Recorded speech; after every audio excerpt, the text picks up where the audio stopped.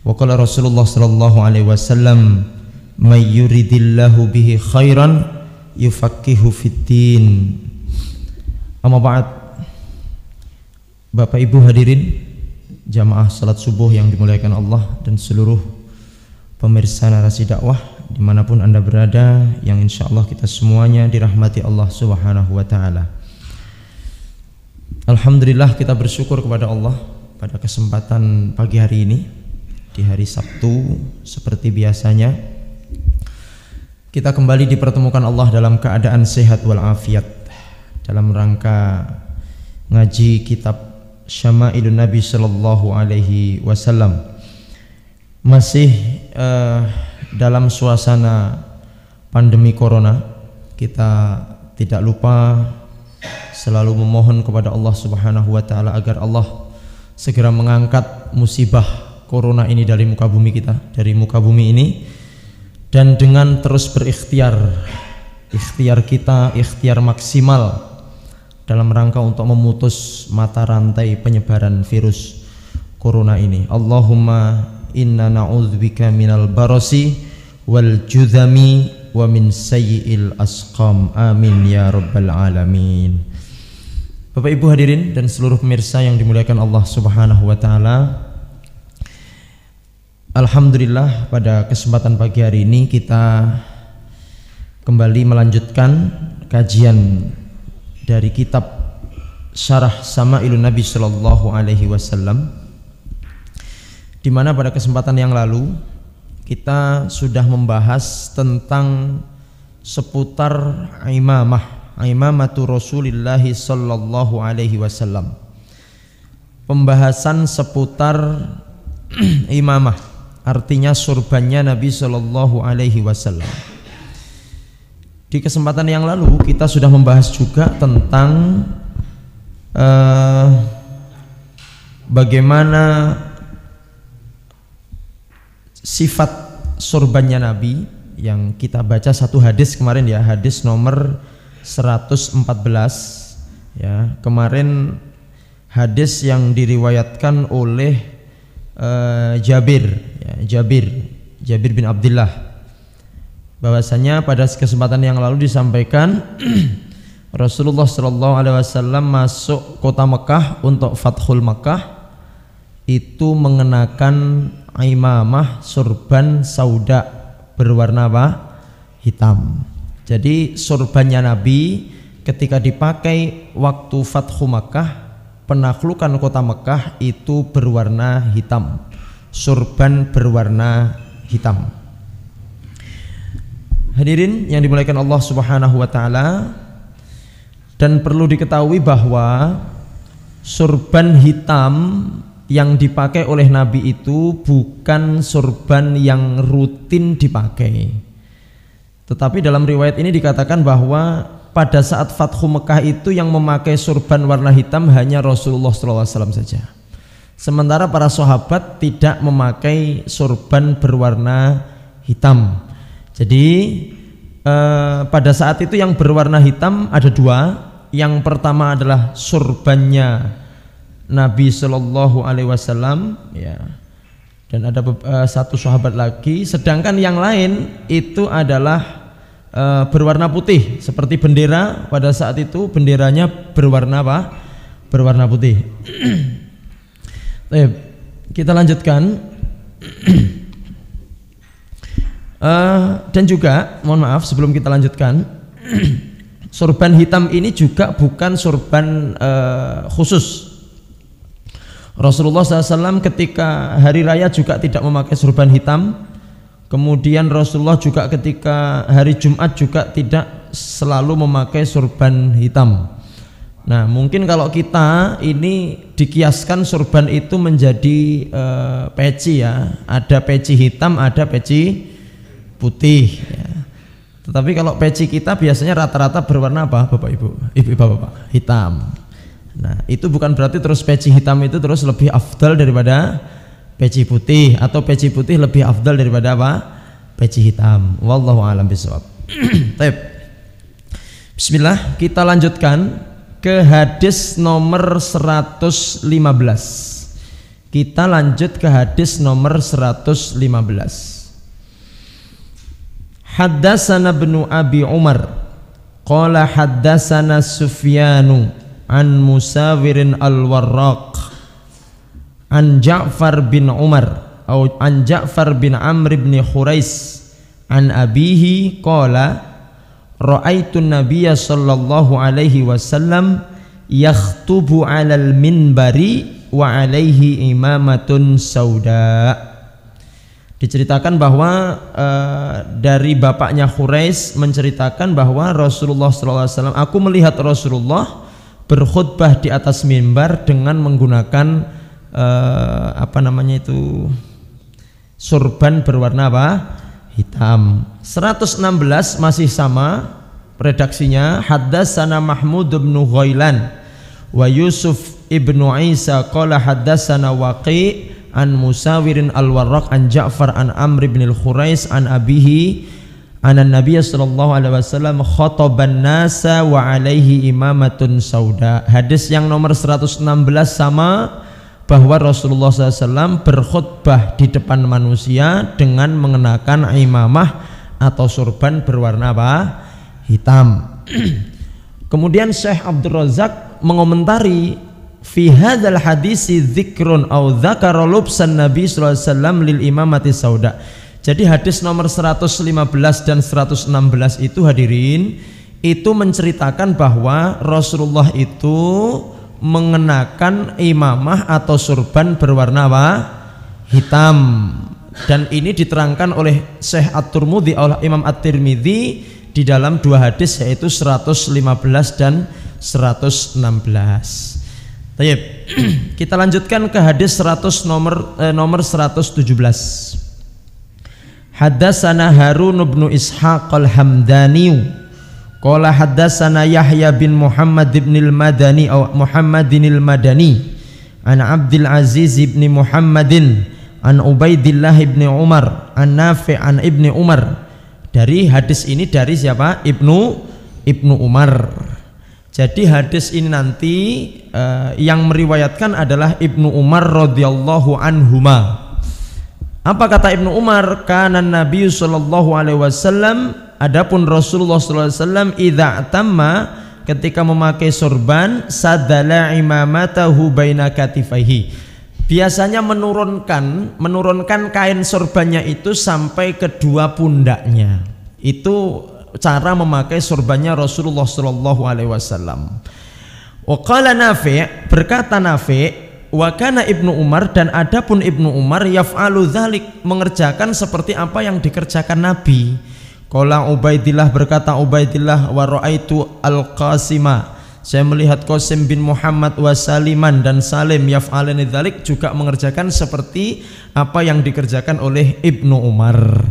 Bapak Ibu hadirin dan seluruh pemirsa, sebelum kita terangkan isi hadis, coba sejenak kita berhenti pada rawi hadis. Yang meriwayatkan hadis ini tadi 117 adalah beliau Ibnu Umar. Ibnu Umar itu berarti anaknya siapa?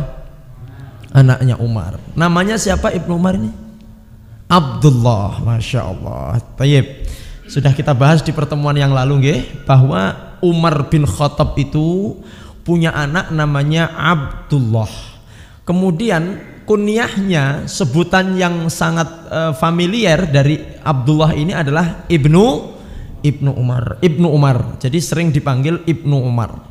Hadirin, Ibnu Umar ini sangat layak dan sangat patut kita jadikan contoh.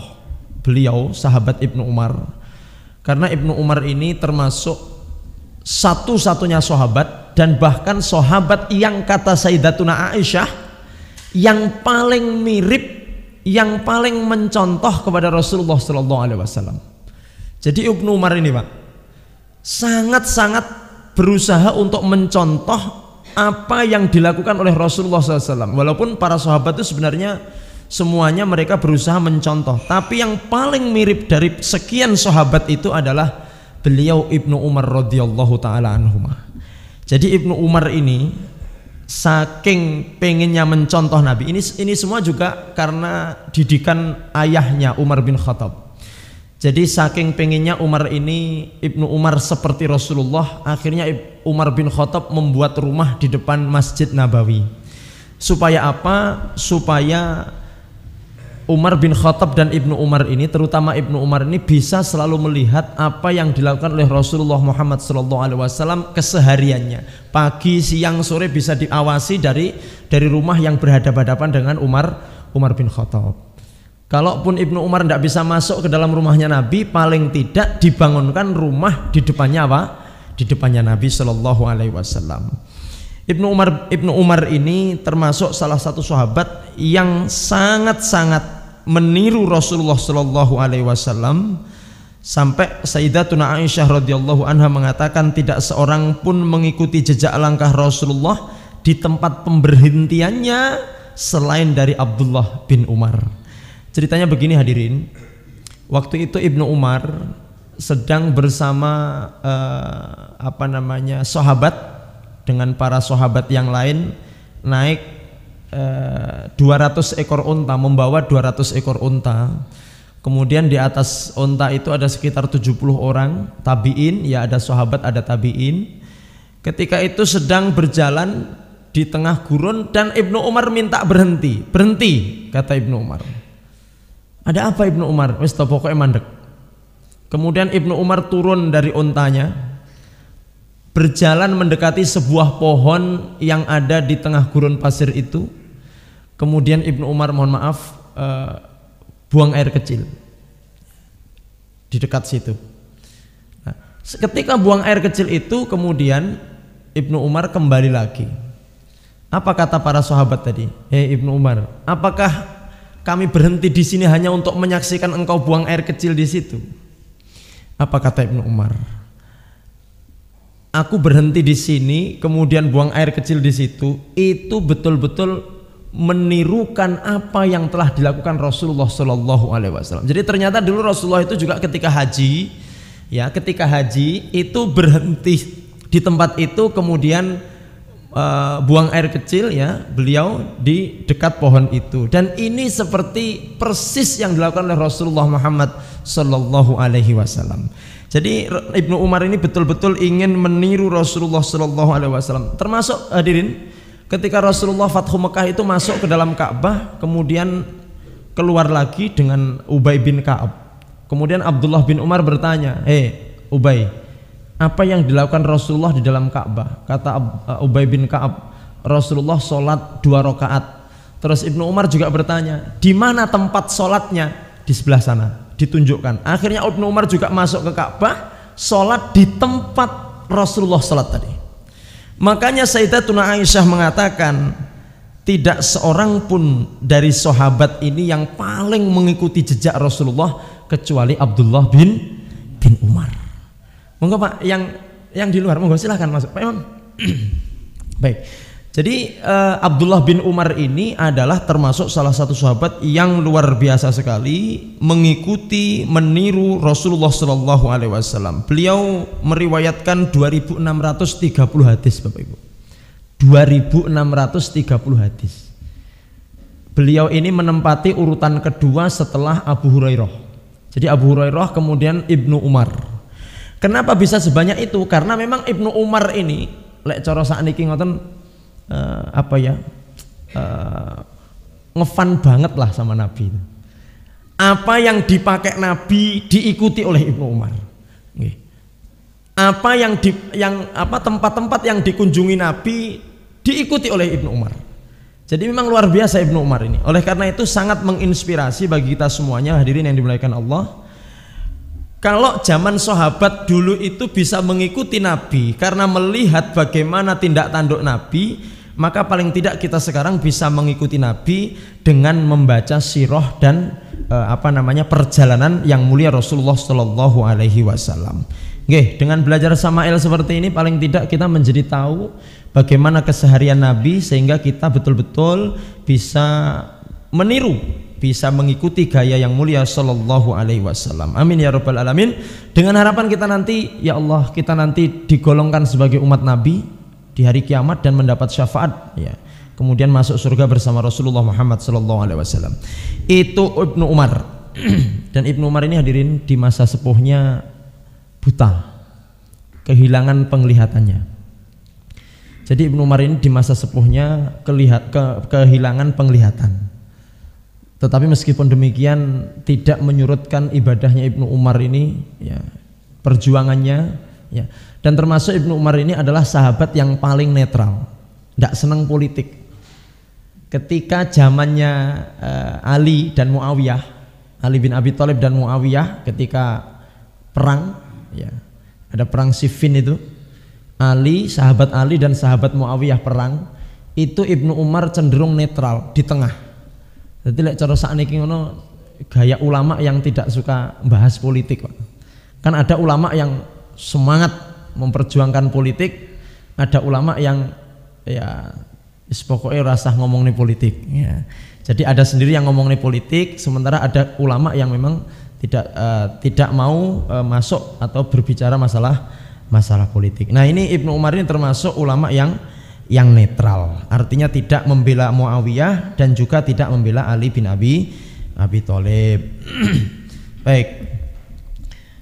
Pemirsa Narasi Dakwah dan seluruh hadirin yang dimuliakan Allah Subhanahu wa taala, kita mulai karena tadi sambil menunggu jamaah yang masih dalam perjalanan. Rasulullah sallallahu alaihi wasallam idza tamma, ketika memakai imamah atau sorban, sadala imamatuhu au imamatahu baina katifaihi, beliau sering sekali menurunkan sisa dari sorbannya itu sampai kedua pundaknya. Artinya arkho itu melonggarkan sisa dari kainnya itu sampai kedua pundak beliau, litang zilad du'abah bainal katifaini, supaya terlihat seperti ekor, ngoten Bapak Ibu. Jadi Rasulullah itu kalau pakai sorban itu ada ekornya. Oke, tahu ekor nggih? Biasanya wonten buntute ngoten niku. Kalau jenengan melihat Pangeran Diponegoro pakai sorban biasanya ada buntute, namanya du'abah. Du'abah itu artinya ekornya sorban.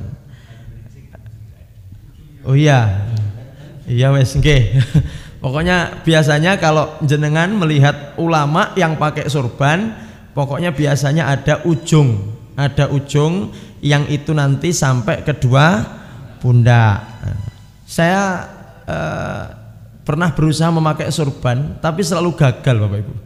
Mungkin perlu praktek, siapa yang pernah pakai sorban bisa ngajari saya untuk pakai sorban, karena lucu kelihatannya. Jadi topi ini bukan topi ya, apa ini namanya?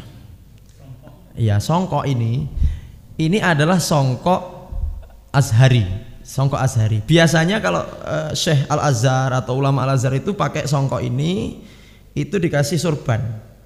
Nah, cuman ini tadi saya bingung makainya gimana sorbannya, ya ngene wis lah ya. Nah, jadi biasanya kalau jenengan mencari begini di Trenggalek insya Allah enggak ada ya. Nah, ini Azhari, songkok Azhari. Biasanya yang pernah sekolah di Al-Azhar dia akan punya seperti ini, songkok seperti ini. Biasanya dibalut dengan sorban. Nah, biasanya ada du'abah, begitu Rasulullah ada ekornya yang sampai kedua pundaknya. Wa kana Ibnu Umar yaf'alu dzalika, Ibnu Umar pun juga mengikuti apa yang dilakukan oleh Nabi sallallahu alaihi wasallam. Luar biasa hadirin. Bukan hanya pada ibadah, bukan hanya pada akhlak, tetapi Ibnu Umar mengikuti Rasulullah sampai pada cara berpakaian. Jadi kalau saya dan Anda mengikuti Nabi termasuk dari gaya berpakaian, insya Allah dicintai Nabi napa mboten? Dicintai sallallahu alaihi wasallam. Jadi Ibnu Umar ini tidak hanya mengikuti bagaimana sholatnya Nabi, bagaimana puasanya Nabi, tapi mengikuti bagaimana berpakaiannya Nabi sallallahu alaihi wasallam. Masya Allah. Saking cintanya kepada Rasulullah sallallahu alaihi wasallam, beliau mengikuti bagaimana cara Nabi pakai imamah. Beliau mengikuti bagaimana Nabi pakai sorban. Beliau mengikuti bagaimana Rasulullah memakai izar. Nanti insya Allah kita terangkan di bab yang selanjutnya dengan izin Allah. Itu semuanya diikuti oleh Ibnu Umar radhiyallahu taala anhuma. Begitu juga Qasim dan Salim, Qasim bin Muhammad dan Salim juga mengikuti apa yang dilakukan oleh Rasulullah Muhammad sallallahu alaihi wasallam. Hadirin yang dimuliakan Allah, hadis nomor 117 mengajarkan kepada kita bahwa Nabi Muhammad ketika memakai surban melebihkan kain surban itu hingga sampai ke dua pundak sallallahu alaihi wasallam. Baik. 118. Haddatsana Yusuf bin Isa. Haddatsana Yusuf bin Isa. Berbicara atau menceritakan kepada kami Yusuf bin Isa. Qala haddatsana Waqi, berbicara kepada kami Waqi. Qala haddatsana Abu Sulaiman, berbicara kepada kami Abu Sulaiman. Siapa Abu Sulaiman itu? Abu Sulaiman adalah Abdurrahman bin Al-Ghasil. Jadi hadirin, ada sahabat yang bernama bin Ghasil, Al-Ghasil, Al-Ghasil. Jadi bin Ghasil itu anaknya orang yang dimandikan. Ceritanya bagaimana ini hadirin? Salah satu perawi hadis ini ada yang bernama Handolah. Sampun pirsa Handolah napa dereng? Dereng. Handolah. Handolah niku sinten? Abdullah bin Handolah itu salah seorang sahabat Nabi Muhammad SAW. Siapa beliau? Bapak Ibu, ada yang menarik dari cerita Handolah ini. Handolah ini satu ketika menikah manten anyar. Oke, manten anyar di awal-awal hijrahnya Nabi Muhammad SAW. Menikah. Ketika menikah, kemudian mohon maaf, malam pertama lah, honeymoon. Malam pertama. Jadi iki ceritanya malam pertama. Waktu itu malam pertama. Tahu-tahu ketika malam pertama honeymoon itu ada seruan untuk jihad. Seruan untuk perang Uhud. Jadi mungkin lek cara sakniki diumumne nang masjid ngoten niku lho. Ngaturaken dumateng sedaya jamaah Masjid Al Furqon niki wancine jihad. Jadi orang zaman dulu itu kalau mendengar ada seruan jihad itu tidak pakai pikir panjang, tidak pakai pertimbangan, gak pakai perhitungan, langsung Pak, apapun yang dikerjakan ditinggalkan demi untuk menjawab panggilan. Itu pun mereka selalu menunggu-nunggu hadirin, kapan jihad, kapan jihad. Masya Allah, mereka selalu menunggu itu. Jadi umpomo kok seminggu mboten wonten jihad, sepekan tidak ada jihad, niku langsung tanya sama Nabi, niki jihad malih kapan Nabi? Nah, kata sawet dhewe lah, takok nyanggone pemerintah desa, sembakone kapan medun iki, Pak? Lah dhek kan takoke sembako to, Bu. Ya, ibu yang ngono, Pak kapan iki shopping neh kapan, Pak? Shopping neh, Pak. Kalau zaman dulu sahabat Nabi itu yang ditanya kapan jihad? Bayangkan Pak, padahal jihad taruhannya apa? Oh nyawa Pak. Jihadnya kapan? Jihadnya kapan? Sementara kita hari ini menghindari betul hal-hal seperti itu. Kita ini sangat cinta kepada nyawa kita, kita sangat cinta dengan hidup kita. Sehingga kata Rasulullah memang salah satu tanda bahwa nanti orang-orang itu, ya, umat Islam itu akan lemah, umat Islam itu akan ringkih, banyak tapi lemah, tidak berdaya. Seperti buih di lautan, melok ini. Itu karena apa? Karena mereka itu punya penyakit wahan. Wahan itu artinya hubbud dunya wa karahiyatul maut. Seneng gandrung yang donya wedi mati. Sampun mulai terasa napa dereng? Jenengan. Sampun nggih, Masya Allah. Sampun nggih. Baik, takut mati Bapak Ibu? Oh, enggak takut. Enggak takut gimana? Padahal kalau kita tahu mati itu ya Allah. Mati itu Bapak Ibu paling rendah, paling ringan, paling enggak loro itu ditusuk 100 pedang. Paling penak. Jadi mati yang paling mayar, Pak. Niku kayak dijojoh pedang ping 100. Sing paling abot niku pedang ping 1000 sik luwih abot nah. Jadi mati yang paling ringan itu seperti mungkin itu meninggalnya orang mukmin, tiang beriman, tiang sing Masya Allah meninggal waktu ngaji ngeten iki, minimal kayak dijojoh pedang ping 100, Pak. Nah, maka lek umpamane ninggale nang gone karaoke ya, nang gone elektunan ya. Pas nonton organ tunggal, nonton dangdut iki paling ya kayak ping 1000 niku. Pokoknya ninggal dalam keadaan maksiat bisa jadi lebih sakit daripada ditusuk 1000 kali pedang. Makanya Bapak Ibu semakin sepuh, semakin sering hadir di tempat-tempat yang diridhoi Allah. Jangan sampai semakin sepuh semakin aktif di majelis-majelis karaoke wal elektron, okay? Siapa tahu meninggal pada saat karaokean. Ketika semangat nyanyi terus kemudian malaikat Israel datang cabut nyawa, selesai. Meninggal ketika menyanyi malam terakhir. Emang malam terakhir betul itu. Jadi hati-hati, doa itu bisa jadi doa itu. Nggak tahu, dulu Haji Romai Rama kok bilang malam terakhir. Ada orang nyanyi malam terakhir, tahu-tahu memang itu malam terakhir, Pak. Tidur nggak bangun-bangun lagi. Padahal semalam habis nyanyi malam terakhir gitu. Hafal malam terakhir? Masya Allah. Hafal Ustaz. Bagaimana juz amma? Buatan hafal Pak Ustaz. Bahaya. Baik. Lagu hafal tapi gak hafal juz amma. Ini musibah besar. Musibah besar. Baik. Hadirin yang dimuliakan Allah Subhanahu wa taala. Jadi Handolah ini masih cerita Handolah. Handolah ini kalau jenengan baca di hadis 118 itu kakeknya Abdurrahman. Jadi ada seorang rawi yang bernama Abdurrahman bin Al-Ghasil. Jadi Abdurrahman punya bapak namanya Sulaiman. Sulaiman punya bapak namanya Handolah. Jadi ini yang meriwayatkan adalah cucunya Handolah. Jadi ceritanya ngeten. Handolah niku duwe putu.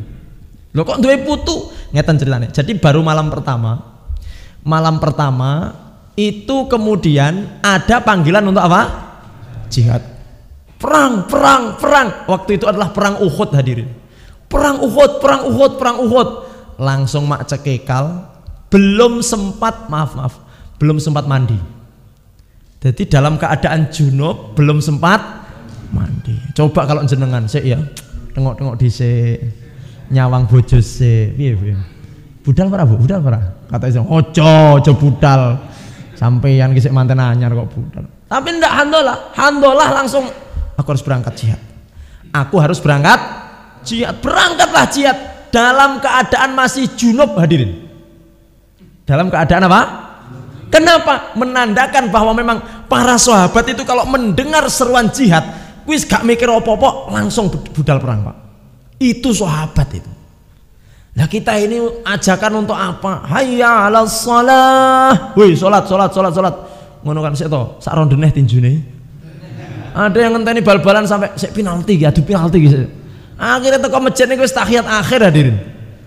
Coba bandingkan sahabat saja yang dipanggil untuk perang, taruhannya nyawa dalam kondisi junub, tidak sempat mandi, berangkat perang karena mereka takut tertinggal. Karena mereka takut apa? Lah aku engko sampai keri, ki engko nang mburi dhewe, kesempatan matiku akan saya harus di depan, Pak.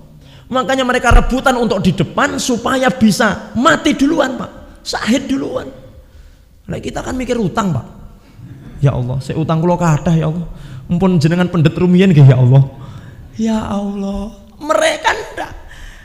Bagaimana kemudian ketika kita dipanggil untuk sholat? Hayya 'alas shalah, hayya 'alas shalah. Sahabat saja yang dipanggil untuk perang taruhannya nyawa, budal tanpa pikir panjang, tanpa pertimbangan berangkat. Istrinya mengizinkan enggak? Istri waktu itu solehah Pak. Dek aku perang ya monggo Mas. Tapi engko cedhok ning swarga ora apa-apa. Manten anyar wis to budal. Berangkat, Pak. Bandingkan dengan istri-istri sekarang. Dek aku yang masjid ya ojo Mas gremis. Engko sampean pelu. Aduh, nggih, ibu-ibu, muga-muga mboten ngoten nggih ibu-ibu nggih. Baik. Handolah berangkat untuk jihad di perang Uhud. Sementara kondisi masih junub. Perang Handolah. Ya, waktu itu Handolah terbunuh hadirin. Terbunuh dalam keadaan syahid. Rasulullah mengatakan di antara kalian ini ada seorang syahid yang dimandikan oleh para malaikat. Jadi Nabi sudah tahu iki enek salah siji dari sekalian yang syahid ini yang dimandikan oleh malaikat. Lho aslinya kan tiang mati syahid itu kan mboten sah dimandikan, Pak. Jadi orang mati syahid itu ya dikubur apa enek dengan pakaiannya seadanya itu sobek compang-camping itu langsung dikubur, Pak. Bu, dikubur langsung. Kemarin sudah kita sampaikan, tetesan darah pertamanya mengampuni seluruh dosanya. Kemudian orang yang mati syahid itu bisa mensyafaati dengan izin Allah 70 anggota keluarganya. Jadi yang punya mbah mati syahid waktu perjuangan melawan penjajah, jenengan kehitungan nomor 25. Berarti saya masuk nih syafaat nih. Alhamdulillah. Kita hitung-hitung kombah biyen pejuang nomor 25 saja. Nah, tapi nomor 71 gak masuk, Pak. Sekarang selewat siji masalah. Jadi bisa memberi syafaat untuk 70 orang anggota keluarganya. Seperti para penghafal Quran nggih, yen sewu. Kalau Anda di rumah punya anak atau punya siapapun sing ngapal Quran, itu bisa mensyafi'an, bisa memberi syafaat dengan izin Allah untuk satu keluarga. Bapak, lek sing ngapal anake berarti bapake, bae, kemudian bae yo melok neng kono bae. Kemudian lek tanggane melok neng kono Pak Ustadz, yo ndak wong ora tanggane kok. Nggih. Adik-adiknya, kakak-kakaknya, Masya Allah. Pramila menika bejo banget. Nek putra putri mboten sempat apal Quran, putune nggih Pak.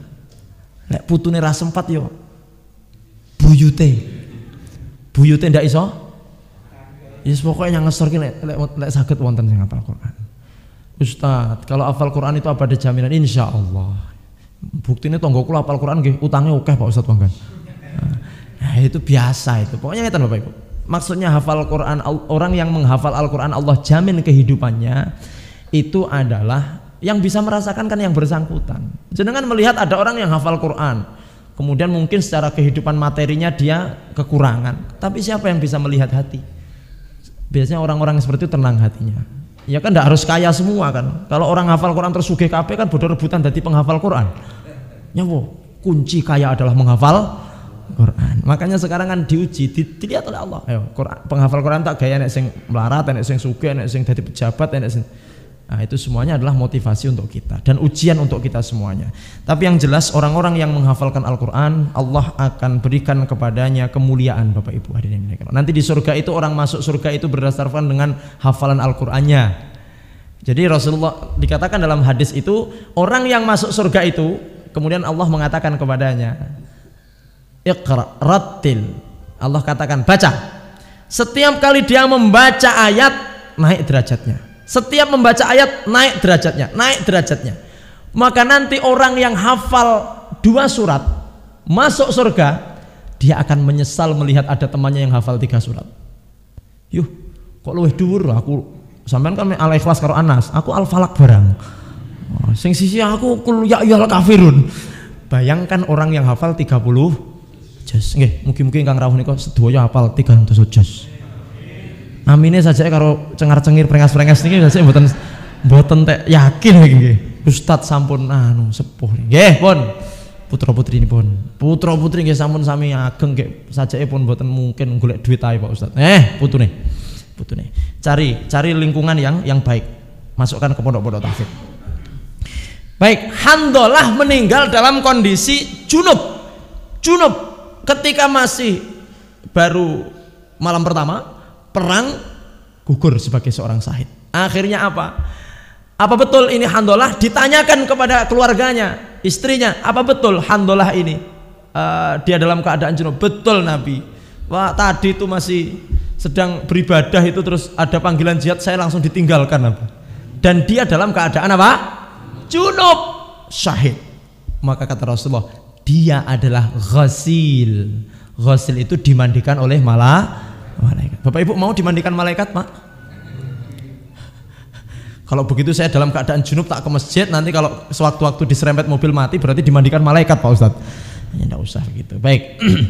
Artinya kita lihat semangatnya Handalah dan para sahabat ini. Masya Allah. Ketika ada seruan jihad, semangat 45.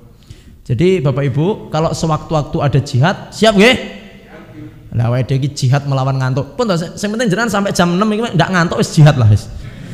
Allahu Akbar, alah ngaji 5 menit. Ngono kok arep jihad. Jihadnya jenengan iki untuk sementara ngempet ngantuk riyen nggih. Ayo berat mana? Melawan musuh atau ngempet ngantuk? Aku loh. Jenengan niki mangke sampai setengah 6 kalau iso melek mboten ngantuk, insyaallah niki bareng ngono siap jihad. Tapi lek ngene ya lah ngono arep jihad. Ya, jihad itu perlu kewaspadaan, perlu yang ditakutkan kalau pas ngaji ngantuk terus pas jihad terus keturun. Pas perang kok keturun itu bahaya toh, Pak. Ya sanggup paman niki perang nggih, niki perang. Kalaupun ada salah satu di antara kita sebelum kajian ini selesai Allah memanggilnya, insya Allah panjenengan husnul khotimah nggih. Baik. Hadirin yang dimuliakan Allah, ada Abdurrahman bin Ghazil, putune Handolah. Handolah tadi orang yang syahid dalam keadaan apa? Junub. An Ikrimah. Handolah meriwayatkan dari Ikrimah. Ikrimah niku sinten? Ikrimah itu adalah putronipun Abu Jahal. Kalau Abu Jahal kenal nggih? Ayo, jangan bilang tidak kenal. Kenal nggih kali Abu Jahal? Kenal saene napa kenal awone? Baiknya atau buruknya? Buruknya. Ikrimah ini anaknya Abu Jahal, putra kakung, anak laki-laki Abu Jahal. Abu Jahal niki orang yang sangat paling keras permusuhannya terhadap Nabi Sallallahu Alaihi Wasallam. Paling keras Pak. Abu Jahal niki. Ada Abu Jahal, Abu Lahab. Pokoknya dua abu ini. Abu-abu ya. Termasuk yang terakhir ini Abu siapa ya?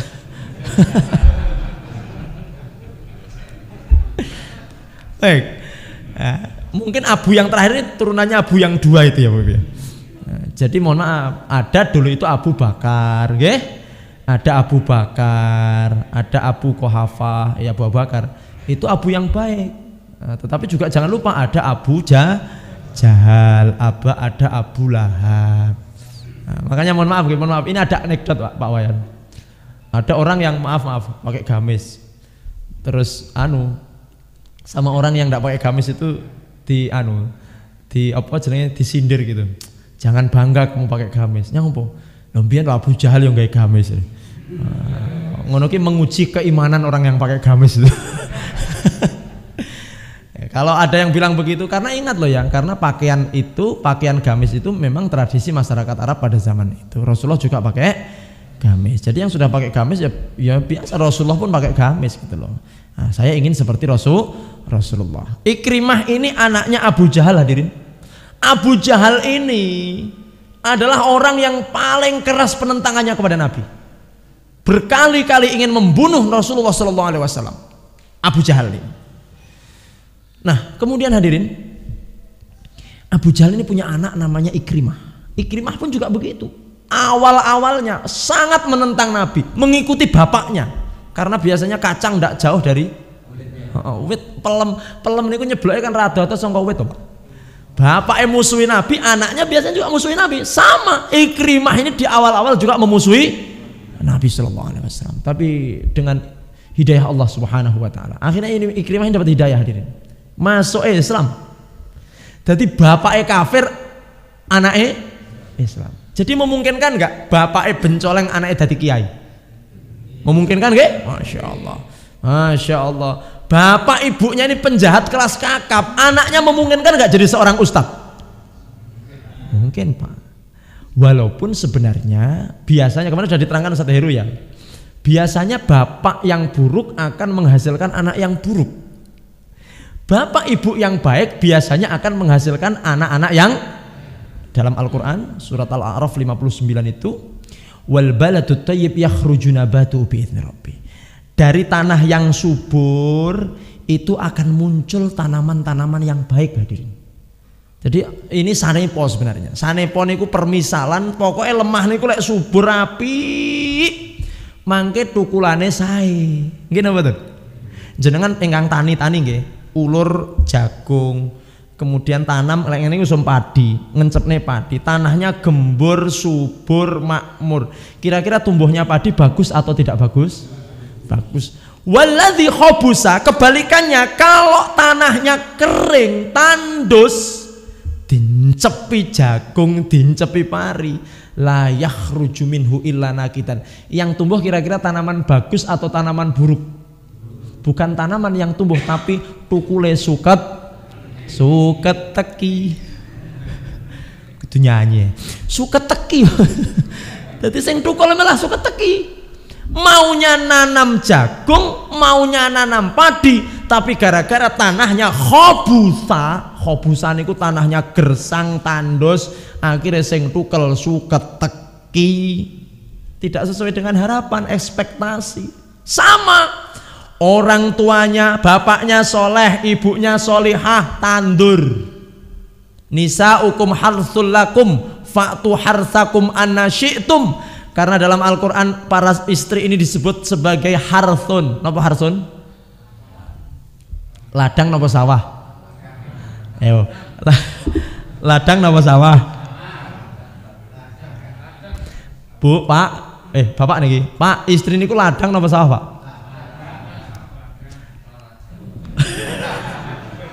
Sawah dan ladang, Pak Ustaz. Gen aja ketok lek kleru nggih. Bu, jenengan niku sawah napa ladang, Bu? Sawah katanya. Baik. Begini Bapak Ibu, dalam bahasa Arab itu selalu disebut kata hars. Kalau dalam bahasa Arab ada mazro'ah. Mazro'ah itu artinya sawah. Tapi kalau hars artinya tanah yang gembur, tanah yang subur, yang siap untuk ditanami, itu namanya hars. Dalam bahasa Indonesia namanya ladang. Jadi kalau dalam istilah orang Arab, tanah yang gembur, yang subur, sing lek didak mak nyoh bletok ngoten niku kalau menurut orang Arab namanya ladang. Lek cara nggen kula balungan. Bu malan. Balungan niku lek nggen kula tanah yang selalu basah, siap untuk ditanami. Niku balungan, sawah. Tapi kalau menurut bahasa Arab ini adalah hars, itu ladang. Jadi dalam Al-Quran dikatakan nisaukum harsul lakum, istrimu adalah ladangmu wahai bapak-bapak.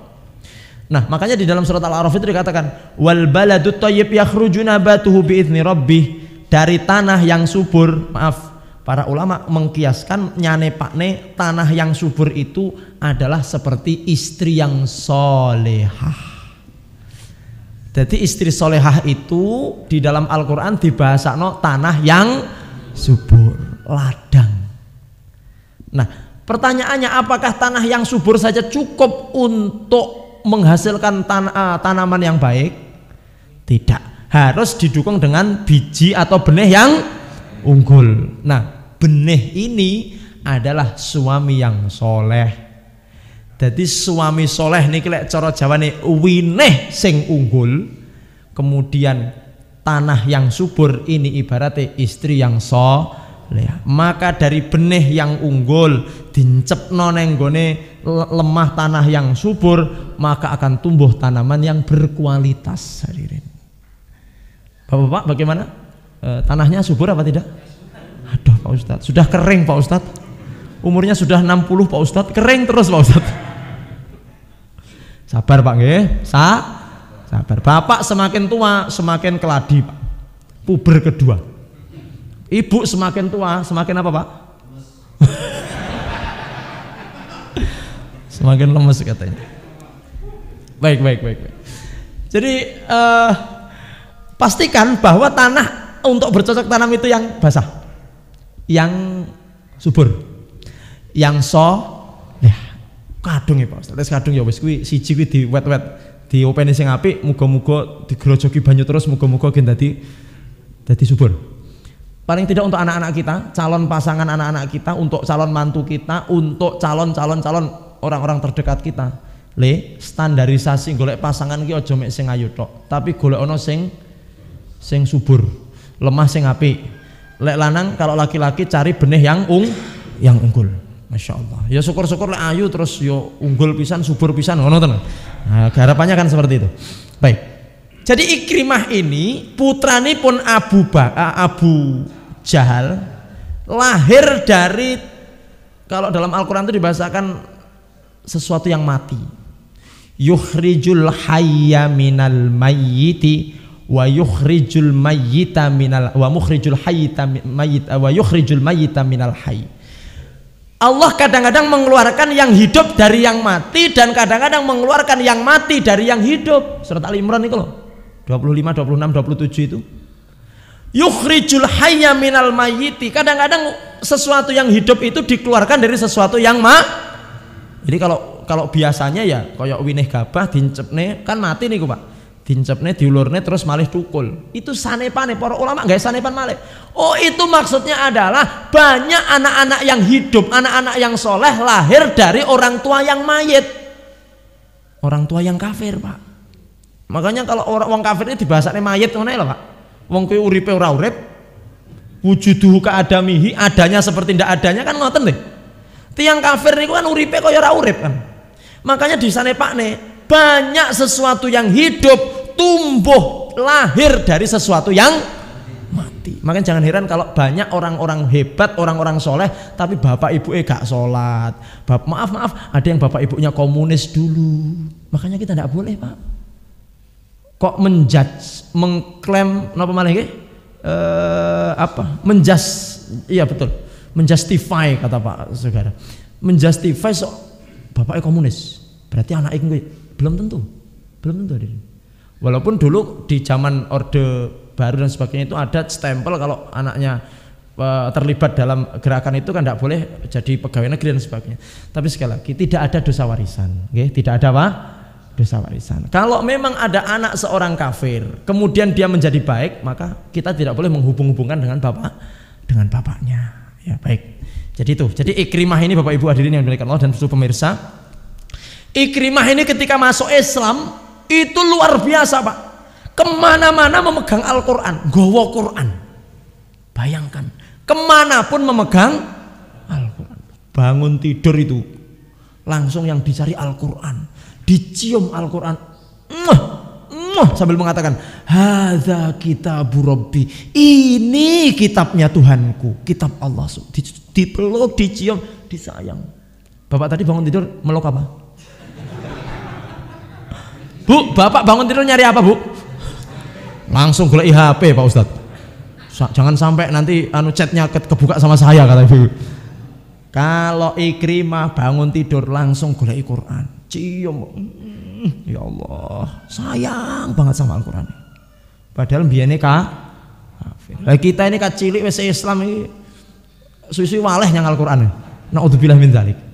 Sampeyan gak maca Quran, suwi-suwi kok kesel ya maca Quran. Naudzubillah min dzalik. Berarti ini mungkin Allah kehendaki suul khatimah. Ikrimah ini kemana-mana Quran dan Quran. Bayangkan Bapak Ibu. Kenapa? Karena dia merasa bahwa dulu masa lalunya adalah masa lalu yang kurang baik. Aku ki mbiyen dosaku akeh, kayane musuhi Nabi Muhammad, kayane ngenyek Al-Quran. Sekarang sebagai balasannya aku akan cinta kepada Al-Quran. Termasuk sahabat yang paling intim cinta kepada Al-Quran adalah Ikrimah bin Abu Lahab. Abu Jahal, Masya Allah. Mari kita tiru ini seperti itu, Masya Allah. Bapak Ibu kalau di pesantren itu biasanya bawa Quran kecil di saku gitu. Kalau di Mesir hadirin, di Mesir itu jenengan kalau kapan-kapan nanti ya jalan-jalan ke Mesir nggih, Insya Allah nggih. Insya Allah. Kalau umroh terus yang Mesir kan, atau sambil haji nanti pesawatnya nyasar di yang Mesir naro. Di sana itu luar biasa. Ya itu ya kuwi gugah wong turu tapi nggak ada yang tidur. Baik, oke kita lanjut ya. Itu pasti berlalu, badai pasti berlalu ya. Jadi begini Bapak Ibu, di sana itu mungkin tidak hanya di Mesir, mungkin di negara-negara Arab yang lain juga begitu. Jadi dimanapun tempatnya itu orang itu selalu memegang Al-Quran, selalu membaca Al-Quran sambil nunggu bis di halte. Masya Allah, nunggu bis nenggone halte baca Al-Quran. Ada yang Qurannya besar, ada yang Qurannya kecil, baca. Padahal pada hafal Al-Quran tapi mereka tetap bawa Al-Quran, baca Al-Quran. Di bis sambil uyel-uyelan itu, sambil berdiri pegang Al-Quran, baca Al-Quran. Apalagi yang duduk baca Al-Quran, yang berdiri. Bayangkan kalau dari Surabaya sampai Trenggalek ngadeg kayak mau Quran terus. Ada yang sampai khatam 5 juz di bis itu karena berdiri lama itu. Ada yang sampai, Masya Allah. Dalam kondisi apapun itu Quran dan Quran Bapak Ibu. Ya, nunggu acara rong lekas Quran. Oke. Besan kok besane rong teko terima tamu Quran. Oh, no, Pak. Neng kene kan besan rong teko ngrumpi ya. Gosip. Kira-kira pitike potong apa kedhi ya. Astagfirullah. Maca Quran. Tidak tua, tidak muda, semuanya Quran, Quran dan Quran. Coba dibuka video tentang keseharian orang-orang Mesir. Quran, Pak. Quran itu luar biasa. Neng gone pasar nggih, dodolan ngoten niku, Pak. Dodolan apa dereng wonten sing tumbas, belum ada yang beli. Quran. Dodolan apa mawon? Dodolan bakso, dodolan apa wae Quran, Pak. Nah, baru kalau ada orang datang nanti Quran ditutup, nanti sambil nunggu Quran lagi. Masya Allah. Insya Allah jenengan nggih ngoten nggih? Nggih Pak Ustaz. Quran Pak Ustaz. HP ya Allah. Ya enggak apa-apa HP, kalau Quran enggak masalah. Quran ketoke wong kok tukang dolanan HP. Ternyata baca Quran itu. Jangan suudzon dulu, jangan orangnya megang HP. Masyaallah madhep ngulan. Wow. Ternyata Free Fire. Dolanan game Mbak nih. Iki cah nom-nom biasanya. Lek sing sepuh-sepuh YouTube. Napa Pak YouTube, Pak? Kalau narasi dakwah enggak apa-apa. Sing susah kan YouTube dangdut koplo. Susah nih. Nggih, pun. Nggih, mugi-mugi Allah selalu memberikan kita kemudahan untuk berbuat amal soleh, nggih. Jadi Ikrimah ini kemana-mana bawa Quran hadirin. Quran dan Quran. Monggo. Bapak Ibu kalau panjenengan merasa berat membawa Al-Quran yang besarnya sekian, beli Quran yang kecil, sing sak menten. Kalau memang masih jelas nggih membaca, terutama masih muda-muda yang 50 ke bawah itu yang masih taruh di sini, Pak. Kemana? Sedang dalam kondisi free, buka Quran, baca Al-Quran, Masya Allah. Ya'ti syafi'an yaumal qiyamah. Nanti di hari kiamat Quran itu akan menjadi syafi', penolong kita di hari kiamat. Quran nih mangke sing nulung niku. Baik. Oke, kita lanjut nggih. Bismillah, dari Ikrimah. Ikrimah meriwayatkan hadis ini dari Ibni Abbas, dari Ibni Abbas. Anna Nabiya sallallahu alaihi wasallam khotaban nas wa alaihi isabatun dasma. Ibnu Abbas mengatakan bahwa Nabi Muhammad sallallahu alaihi wasallam berkhutbah di depan manusia dengan memakai isabatun dasma, artinya sorban berwarna hitam sama. Jadi beberapa hadis tadi nerangne bahwa Rasulullah itu memakai sorban berwarna hitam. Taib, ada beberapa catatan Bapak Ibu yang perlu disampaikan, yang perlu kita sampaikan di judul ini, dan ini nanti judul ini selesai nanti kita lanjut setelah ini ke izar, ke sarungnya Nabi. Beberapa catatan yang pertama adalah lam yasih anin Nabi sallallahu alaihi wasallam hadisun fi fadli lubsil imamah. Bapak Ibu, Syekh Abdul Razak mengingatkan kita bahwa tidak benar bahwa memakai sorban itu ada keutamaan khusus.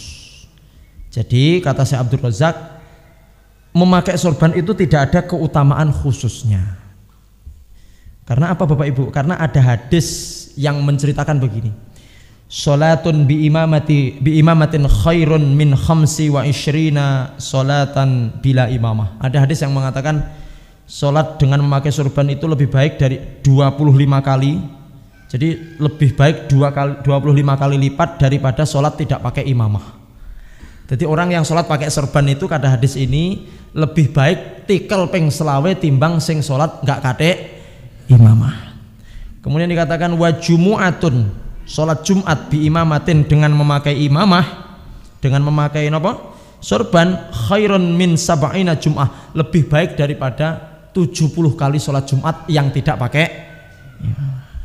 Ini biasanya kan hadis fadilatul a'mal, Pak. Jadi contoh memakai sorban, sholat pakai sorban 25 kali lipat lebih baik daripada sholat tidak pakai sorban. Jumatan pakai sorban lebih baik 70 kali lipat timbang Jumatan boten damel. Hadis ini hadis maudhu, hadis palsu. Hadis apa? Betul palsu. Seperti contoh Bapak Ibu, utlubil ilma walau bisin, tuntutlah ilmu sampai negeri Cina. Itu juga hadis palsu, Pak. Tapi Pak Ustadz, bagaimana kita menggunakan hadis itu? Kalau fadilatul a'mal kata Imam Al-Ghazali, boleh kita ambil nilainya. Contoh, ketika dikatakan utlubil ilma walau bisin, tuntutlah ilmu sampai negeri Cina, itu berarti nilainya, nilai-nilai hadisnya adalah hadis maudhu'nya, menuntut ilmu itu memang kalau bisa jauh dari tempat tinggal. Imam Syafi'i mengatakan safir tajid aiwadan amman tufarikuhu, bersafarlah bepergianlah dalam menuntut ilmu, maka engkau akan mendapatkan ganti di tempat yang baru.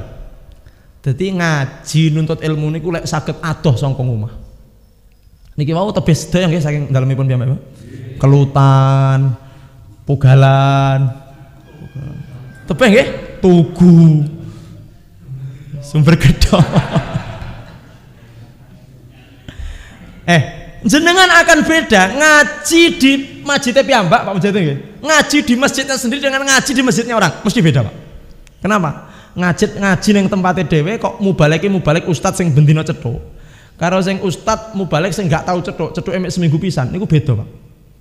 Lek di ngajeni karo mubaleke dhewe ustadé masjid dhewe alah. Ya kuwi neh sing pertama. Ya ora oleh sakjane ngoten, Pak. Ndak boleh, ya ndak boleh bilang kuwi neh. Yang kedua, kadang-kadang kita ini tahu kesehariannya nggih. Karakternya ngerti.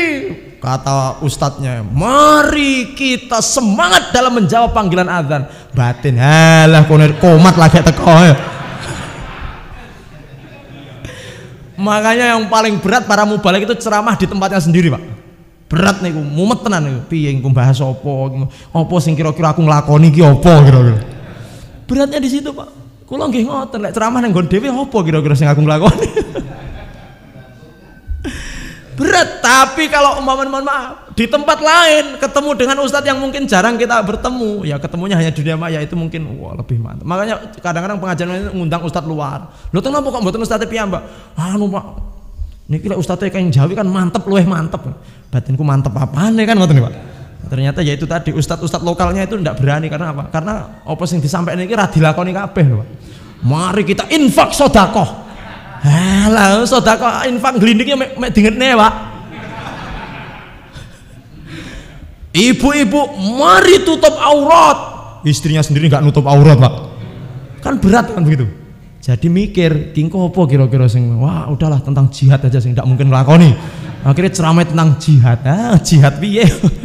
Baik, hadirin dimuliakan Allah Subhanahu wa taala. Jadi imamah ini adalah masuk ke dalam hadis, nanti kita terangkan hadis doif yang mengatakan sholat pakai imamah pakai sorban itu lebih baik 25 kali lipat, jumatan pakai imamah itu lebih baik 70 kali jumatan. Ini hadis maudhu seperti utlubil ilma walau bisin, seperti sumutasihu dan sebagainya itu. Tetapi ingat sekali lagi, kalau memang kita bisa ambil nilainya, nilai positifnya, tidak apa-apa kita ambil, tetapi kita tidak boleh meyakini bahwa hadis itu dari Nabi, tidak boleh, Pak. Oh, iki hadis Nabi. Seperti an-nadhafatu minal iman. Hubul waton. Itu bukan hadis itu. Rasulullah SAW bersabda an-nadhafatu minal iman. Bingung rawahu sapa ya?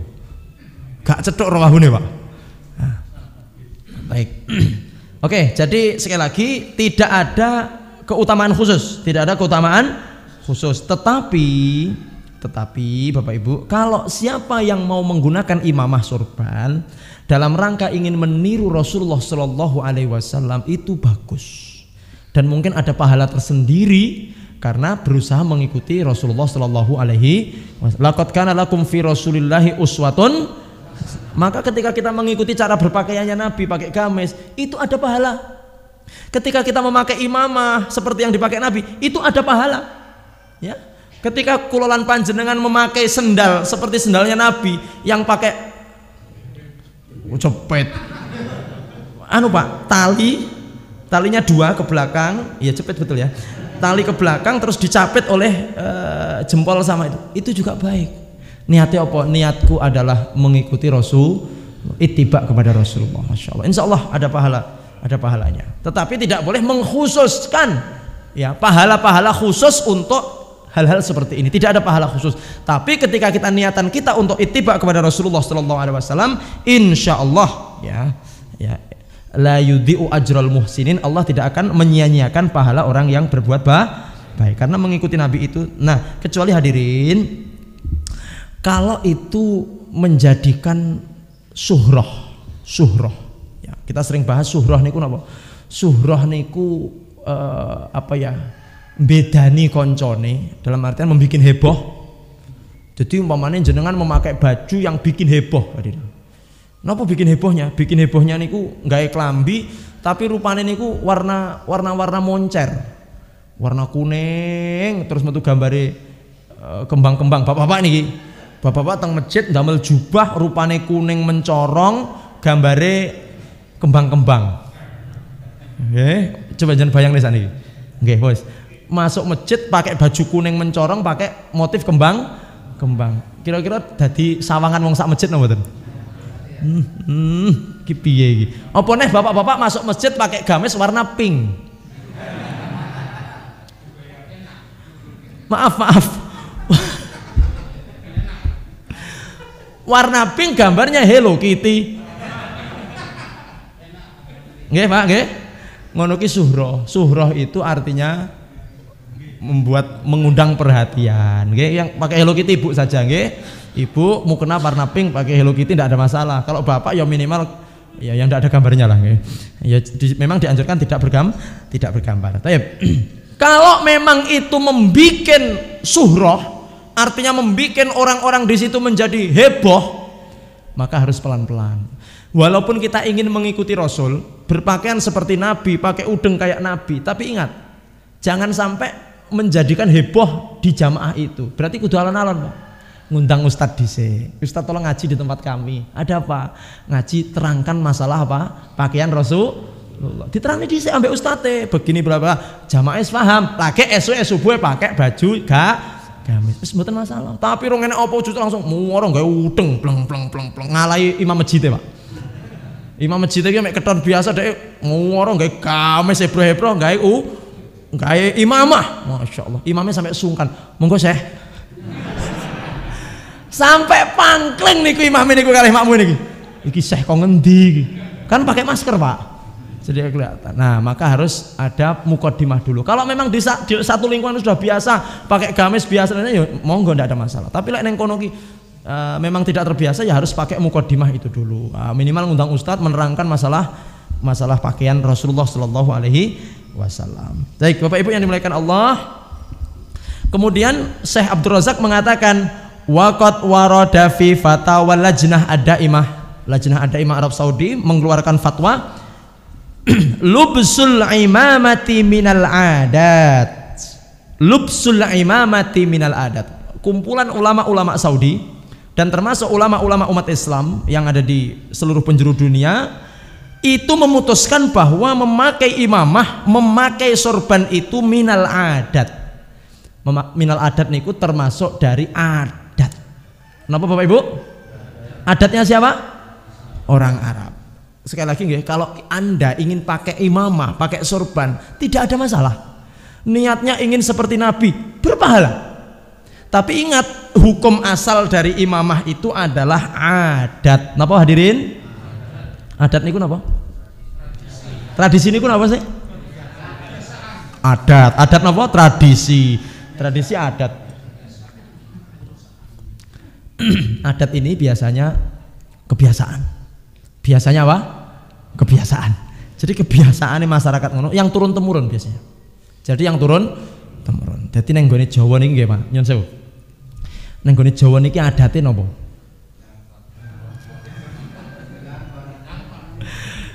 Baik, kita tidak usah berbicara pakaian dulu. Adat Jawa ini nyun sewu, adate napa? Nek bar poso, bar salat Idul Fitri, adate wonten ngene jenengan napa Pak? Lho kok selamat? Mboten maksud kula bar salat Idul Fitri ngoten nika. Napa, Pak? Kupatan. Bakdan. Napa, Pak? Bakda. Nggih to? Anjang sana nggih. Sing enom marani sing sepuh-sepuh nggih. Sambil mengatakan ngaturaken sedaya kelepatan. Ngaturaken sedaya kelepatan nggih, Pak. Nggih, Kung, pinten-pinten luput kula mugi-mugi dipun lebur. Ngoten nggih? Masya Allah. Jenengan nggih ngoten? Oh. Sekarang cari dalilnya di Quran dan Sunnah. Gak ono Pak. Nek bar bodo ke open house, gawe madu mongso ngenemi tape. Nggih Bu, pasang biskuit nopo niko.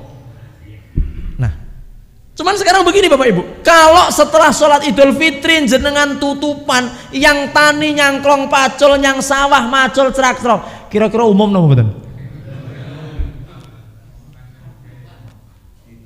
Ya ra umum. Jan ra umum nggih. Nyapa? Bodo-bodo mah. Kecuali musim corona kemarin nggih. Kalau kemarin kan bodoh sing macul, nyapa ora badan ya. Itu adat, Pak. Jadi silaturahim badan bar bodo ini adat. Jenengan kalau ke Arab ndak ada. Ndak enak ceritane ngaturaken sedaya kelepatan nggih, pira-pira luput kula sing nom nyanggone sing sepuh. Ndak ada, itu ada. Pertanyaannya, kenapa sampai hari ini masih diuri-uri sampai hari ini? Karena mohon maaf Bapak Ibu, ini perlu saya sampaikan, ngeten nggih. Di dalam Islam itu ada 3 hal yang perlu kita ketahui. 1, Islam datang ke Indonesia ini, ya, kira-kira di Indonesia ini sudah ada adat atau belum? Sudah ada tradisi nggih? Islam datang. Akhirnya apa? Islam apa? Berinteraksi dengan adat.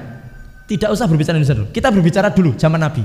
Nabi datang, sementara di Mekah itu sudah ada adat. Nabi datang, sudah ada apa? Adat. Bagaimana Islam datang kemudian berinteraksi dengan adat? Apakah Islam kemudian langsung adat itu kudu langsung diguak? Kan tidak. Maka ada tiga hal. 1, kalau Islam datang kemudian bertemu dengan adat ini sesuai, sejalan, senilai dengan syariat Islam, maka Islam tidak akan merubah, tidak akan menghentikan, tidak akan menentang ini adat. Yang penting memang nilai-nilainya sesuai dengan syariat Islam. Islam datang melihat bapak ibu semua bapak-bapak sholat di masjid nggak sarung. Dilarang nggak sama Islam sholat pakai sarung? Tidak ada masalah, silahkan tetap pakai sarung. Pecinya warna hitam, songkoknya warna hitam, tidak ada masalah. Ya, bajunya begini, ini baju saya seperti ini, baju panjenengan batik dan sebagainya, tidak ada masalah karena itu tidak bertentangan dengan syariat. Intinya Anda saya pakai baju apapun ini menutup, selama pakaian itu menutup aurat maka Islam tidak melarang. Silahkan adat tapi tidak dilarang oleh Islam. Jadi Islam itu tidak kemudian selalu melawan adat, tidak hadirin. Ketika ada adat yang tidak bertentangan maka Islam welcome, monggo silakan. Seperti mohon maaf, badan itu kan niatnya apa tuh? Silaturahim, yang muda kepada yang tua. Cuman lek nyangoni iki malih enek Pak tiang niku gara-gara randuwe sangu, randuwe pecah niku terus tutup omahe Pak. Nyapa? Engko enek cah cilik-cilik ra iso nyangoni aku. Jenengan masalah sangu menyangu itu bukan bagian dari silaturahim. Kalau memang jenengan punya uang sampai mohon maaf direwangi, di ngirokne duit, maaf ya, ke itu loh Pak, yang di pinggir-pinggir jalan itu, hati-hati, itu namanya membeli uang itu, tidak boleh. Enak sing delok iku, awas yo ustaz sapa tak titeni. Tapi perlu kami sampaikan itu. Jadi kadang-kadang gara-gara untuk nyangoni anak-anak kecil itu terus nopo? Nukar uang. Jadi jual uang 1.000 iki enek saya beli 100.000 dapatnya 95.000. Tidak ada itu, tidak dibenarkan dalam Islam itu riba.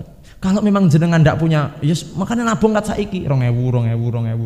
Nyapa nggih nyangoni bocah-bocah sok bodoh. Tapi kalaupun Anda tidak punya sangu pecah untuk nyangoni anak-anak, nggih mboten masalah kok. Dalam namanya lek ra duwe 2.000-an 1.000-an ya ora apa-apa. Bareng ngono bangkrut nggih. Ingat loh ya, nyangoni itu bukan bagian dari syariat. Intinya silaturahim. Baik, nggih. Muga-muga jeneng Riyadin wonten silaturahim malih nggih Bapak Ibu nggih. Dek boten masalah silaturahim virtual. Silaturahim online nggih Bapak Ibu. Baik. Yang pertama, kalau adat itu tidak bertentangan dengan syariat menyilahkan, monggo silakan. Yang kedua, kalau Islam datang ke satu tempat kok ada adat, terus adat niku wonten sing boten pas kalian syariat, maka Islam datang untuk meluruskan, dilurusno Pak. Contoh Islam datang ke Mekah, waktu itu sudah ada akikoh hadirin, sudah ada akikoh. Akikoh itu ternyata sudah sejak zaman jahiliyah. Nah pada zaman Nabi diutus, akikohnya itu dulu itu menyembelih. Dan itu hanya laki-laki yang diakikoi. Anak perempuan gak kate akikoh-akikohan. Jadi akikohnya menyembelih kambing hanya untuk laki-laki, darahnya itu ditadai, kemudian darahnya itu diuyekne neng gone sirai bayi. Kemudian kepala dagingnya dipersembahkan kepada berhala. Nah, Islam datang, kok ngene akikah iki? Akhirnya Islam menawarkan, piye? Akikah ini ndak begitu lagi. Laki-laki perempuan podo-podo di akikah, cuman sing bedane jumlah. Laki-laki 2, perempuan 1. Kemudian selanjutnya darah tidak perlu ditadai karena itu najis. Darah itu kotoran, maka dibuang. Maka dikatakan fa'ahriku anhu daman, silahkan ditumpahkan darahnya. Kemudian dagingnya dibagikan kepada fakir miskin, kepada tetangga. Islam datang meluruskan akikah. Ternyata akikah gelem dilurusno. Ya wis lekno. Akhirnya hari ini akikah tetap ada tanpa ada unsur-unsur kesirikan hadirin. Islam datang ke Mekah waktu itu hajinya, mohon maaf, haji niku selain mengelilingi Ka'bah juga mengelilingi berhala. Ada sebagian kaum, sebagian kafilah yang tawaf itu maaf tidak pakai baju, telanjang bulat. Islam datang, makanya Rasulullah ketika Fathu Mekah beliau menghancurkan berhala-berhala itu dari atas ontanya, dihantek nih, masuk ke dalam Ka'bah, dihancurkan itu berhala-berhala. Kemudian merubah tata cara haji dari yang menyimpang menjadi tata cara haji yang seperti yang kita lakukan sekarang ini. Dadi lek umpama nek tradisi sing kena dilurusno oleh Islam, maka Islam silahkan lanjut. Sing penting jangan sampai bertentangan dengan syariat. Nggih Bapak Ibu, seperti tadi itu. Kalau seandainya di dalam halal bihalal dan sebagainya itu ada halal yang menyimpang. Contoh halal bihalal diisi karo dangdutan, konser dangdut, maaf. Itu kan jelas menyimpang.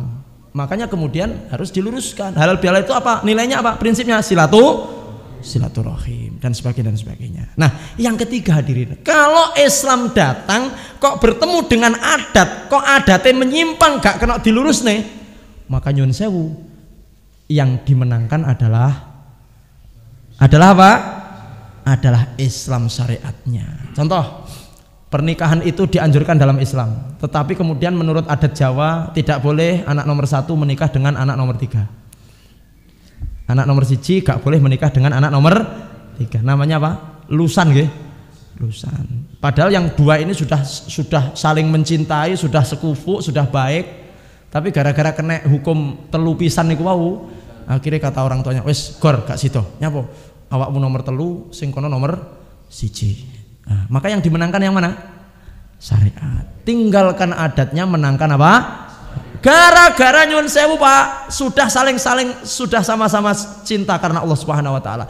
Gara-gara ndak podo, iki neng kene pupak pusre dina iki, sing kene pupak pusre dina iki, akhirnya gor ra sida. Nauzubillahi min dzalik. Menangkan syariatnya.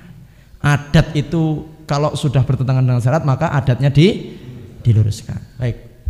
Hadirin yang dimuliakan Allah, jadi pakaian itu termasuk adat, bukan ibadah. Tetapi kalau berpakaian kita mengikuti Nabi, kemudian kita berusaha untuk mencari pahala, mencari keridhaan Allah Subhanahu wa taala dengan berpakaian itu, maka insya Allah Allah akan memberikan apa? Memberikan pahala kepada kita. Hadirin yang dimuliakan Allah Subhanahu wa taala, kita selesai dari pembahasan imamah, dari pembahasan apa? Sorban. Nah, sedikit mau kami terangkan ya, kita ke bab nomor 18, 5 menit atau 10 menit. Bab yang nomor 18 ini, hadirin yang dimuliakan Allah. Baik, sampai di sini ada yang mau bertanya tentang masalah imamah? Monggo, silakan Pak Ido. Waalaikumsalam warahmatullahi wabarakatuh.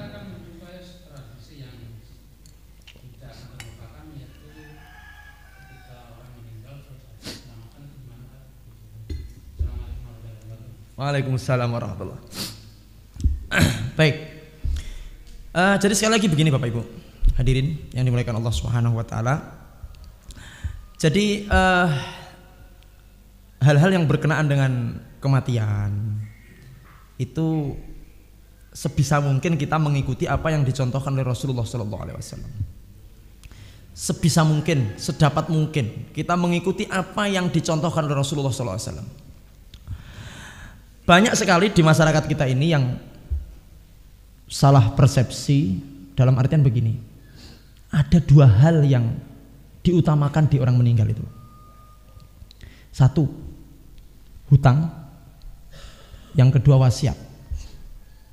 Jadi orang yang meninggal itu yang harus didahulukan pertama setelah dia dikubur loh, itu hutang dan apa? Mim ba'di wasiyati yusi biha audain. Hutangnya, wasiatnya. Jadi ahli waris itu seharusnya fokus kepada dua itu. Kalau ada suami meninggal, istri meninggal, anak meninggal, orang tua meninggal, ahli waris ini fokusnya kepada dua ini, hutang dan, makanya dicari betul. Kita ini seharusnya tidak usah ngapa-ngapain dulu, tidak usah nyapo-nyapo dhisik, saurunge utang ini tertelisir dulu, dicari dulu utangnya. Ini ada utang enggak Bapak? Makanya Bapak-bapak nggih, yen sewu jenengan kagungan tanggungan nopo-nopo, Bapak Ibu pemirsa, jenengan tulis atau minimal jenengan sampaikan kepada ahli waris. Le, Bapak tahu duwe utang nyang kono. Pinten Pak? 2 miliar le. Pak iya. Kata anaknya, mangke riyen nggih Pak, ampun sedo riyen nggih Pak. Ya, lha 2 miliar kula mboten sanggup niki. Le, Bapak engko lek wis renek, enek anu le, enek tas cilik ning lemari brankas. Engko bukaan lek Bapak wis ndek enek ya le. Kuwi bapake sakit keras itu sudah di ICU. Engko bukaan ning brankas kae. Nggih Pak, muarem. Wah, iki sertifikat iki. Bapak ninggal buka brankas lah kok catatan utang, Pak. Utang. Jadi ahli waris yang ditinggal ini mim ba'di wasiyati yusi biha audain. Awake dhewe ndak usah mikir liya-liyane, utange dhisik delok. Hutang mana kepada siapa yang belum terdeteksi. Lek cara nyaur niku kan bisa maaf kena diangsur nggih Pak nggih. Pak, niki Bapak wonten utang to? Iya Pak. Kula angsur sakit nggih Pak. Oh iya bisa. Bisa kalau memang orang yang bersangkutan bisa diangsur, monggo. Sing penting jenengan sudah berusaha membayarkan hutangi 200 juta, arep cash yo ora duwe duit diangsur nggih Pak, nyun sewu. Yang penting sudah terdeteksi kemana hutang Bapak ini. Makanya Bapak Ibu, siapa yang sudah merasa akan meninggal, wasiat kepada putra-putri. Utang terutama. Hutangnya Bapak Ibu. Baik, yang pertama hutang.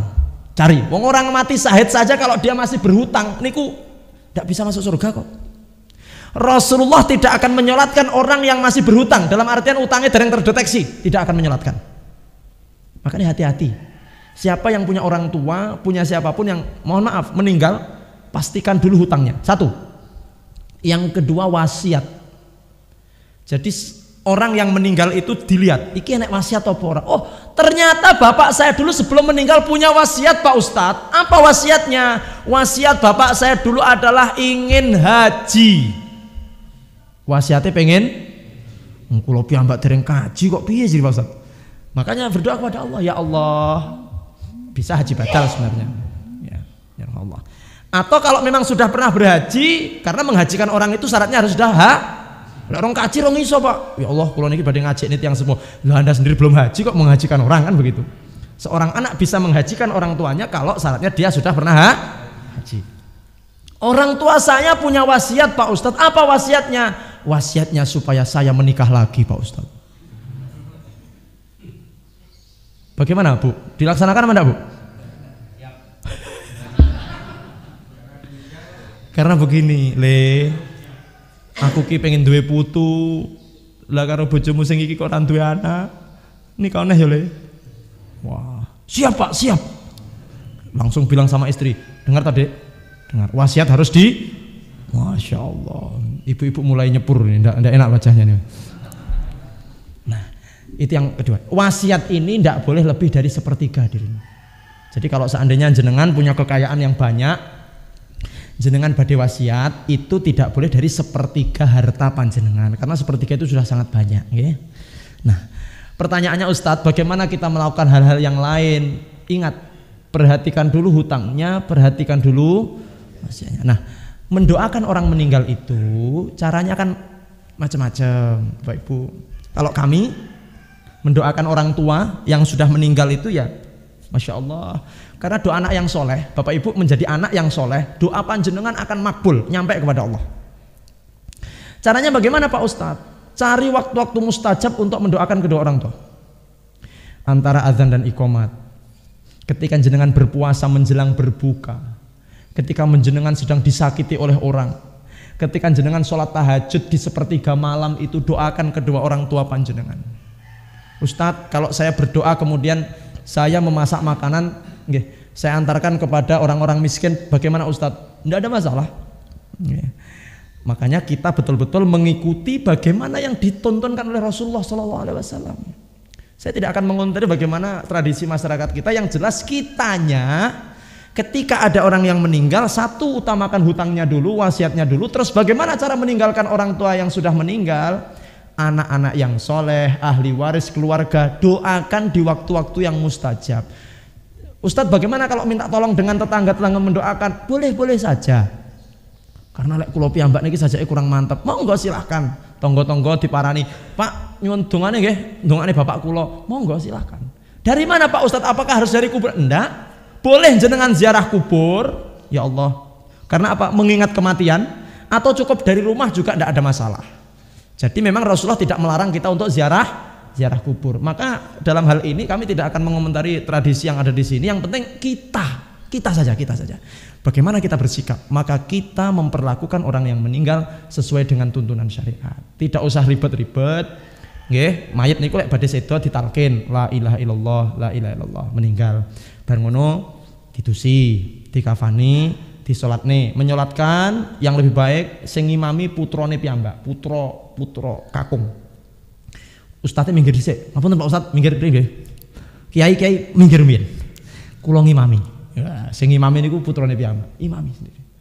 Ya, kalau laki-laki di kepala, kalau perempuan di itu jangan kualik. Allahu Akbar nang weteng padahal bapake. Baik. Nah, kemudian setelah itu segera dikuburkan. Setelah dikuburkan, bagaimana setelah itu? Setelah itu teruskan kebaikan-kebaikan orang tua. Adik sosok bingung piye carane wong tuaku geni iso apik iki. Teruskan kebaikan-kebaikan orang tua yang pernah dilakukan. Kalau orang tua Anda dulu rajin adzan, anake lanang kudu nerusne niki. Ya kebetulan bapake apik suaranya, anake kaya gembreng deret-deret Pak. Akhirnya di demo adzan. Ya wis lek suarane ndak apik wis rasa adzan. Lah kula pengen nerusne kebaikan bapak kula. Kalau orang tuanya ahli sedekah, teruskan itu. Orang tuanya punya kebiasaan setelah subuh baca Al-Qur'an, teruskan itu Pak. Kebaikan-kebaikan orang tua teruskan. Yang kedua, sambungkan silaturahim. Karena bapak ibu kita yang sudah meninggal sudah tidak bisa silaturahim. Kita ini tanggung jawabnya menyambungkan silaturahim. Kemudian yang keempat, jangan pernah putus anak itu memintakan ampun kepada Allah Subhanahu wa taala. Allahumma ighfir lahu, Allahumma ighfir li wali walidayya warhamhuma kama rabbayani shaghira. Itu yang kita lakukan hadirin. Oleh karena itu tidak perlu ribet-ribet. Ustadz, kalau saya ingin mengundang pengajian yang nanti tujuan kita untuk zikrul maut, monggo. Nah niki wong riki niki mboten bodotek kelingan mati. Akhirnya dingekne pengajian ustate kewereng ngono. Wis pokoke ngeden-deni tok. Akhirnya wong sak komplek terus sadar kabeh gara-gara pengajian zikrul maut. Pernah dengar pengajian zikrul maut? Pengajian mengingat kematian. Nah, Bapak Ibu nanti kalau ada yang meninggal adakan pengajian, tapi tidak harus hari kesekian, enggak. Ketika jenengan sudah longgar, sudah tidak meratap, sudah tidak sedih. Laki-laki meratap jangan lebih dari 3 hari, perempuan meratap jangan lebih dari 3 hari, masa iddatnya 4 bulan 10 hari. Oke, seperti itu. Jadi tentang masalah adat, sekali lagi kita bisa mensikapi dengan arif dan bijaksana tanpa harus menyalahkan orang lain. Yang penting kita lihat kepada diri kita sendiri, sehingga kehidupan kita akan menjadi kehidupan yang harmonis, bisa berdampingan dengan orang yang mungkin berbeda paham dengan kita, dan mereka juga bisa menerima apa yang kita lakukan. Makatan Bapak Ibu yang dimuliakan Allah dan seluruh pemirsa Narasi Dakwah, hari ini karena mendung, jadi siang pun tidak terasa ini. Masya Allah. Oke, alhamdulillah jihadnya berhasil. Tidak ada yang tidur ini tadi ya. Masya Allah. Berarti siap jihad nggih?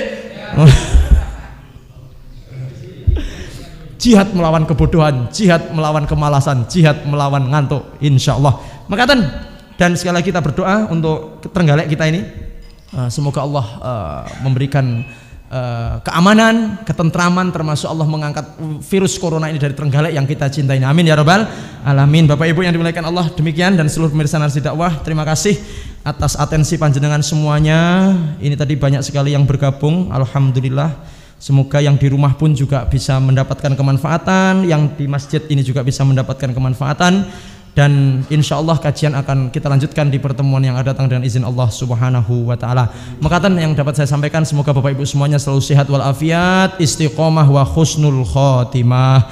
Amin ya rabbal alamin. Subhanakallahumma wa bihamdik asyhadu an la ilaha illa anta astaghfiruka wa atubu ilaik. Wassallallahu ala Muhammadin nabil ummi wa ala alihi wa sahbihi wasallam wa akhiru da'wana alhamdulillahi rabbil alamin. Seperti biasanya ada pengumuman dari takmir. Billahi taufiq wal hidayah. Wassalamualaikum warahmatullahi wabarakatuh.